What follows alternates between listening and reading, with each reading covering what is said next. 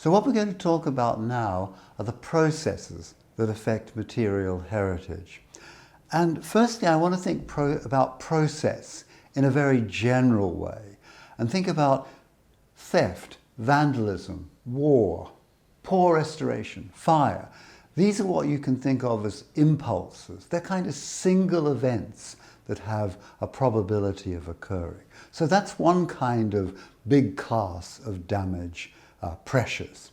Then we can think of the cyclic pressures, the seasonal cycles, the biological growth cycles, the climate cycles. These can come as cycles in seasonal, daily, hourly terms. And then finally, there are processes that are essentially accumulative.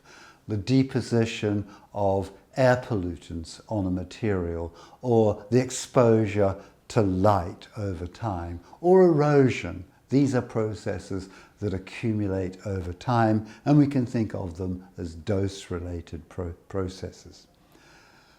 So the impulse. We see every day almost earthquakes and fires as these single catastrophic events. The thing about impulses is they can be very large and destroy an entire monument immediately. Landslides are another. Earthquakes can trigger landslides. And also there are climate drivers for processes like landslides and floods.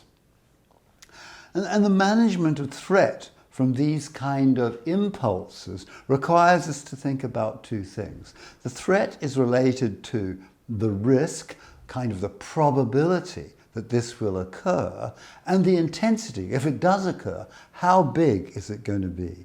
So if you want to manage this kind of process, you want to either reduce the risk, or if it does occur, you want to reduce the extent of the impulse, the power of this process to damage the heritage.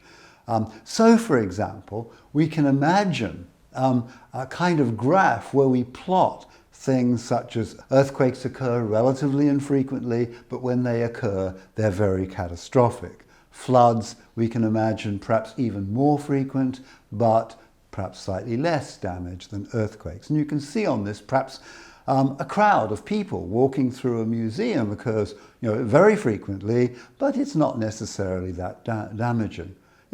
Someone slipping on a wet floor. Wet floors happen almost every day, but the damage is probably quite small.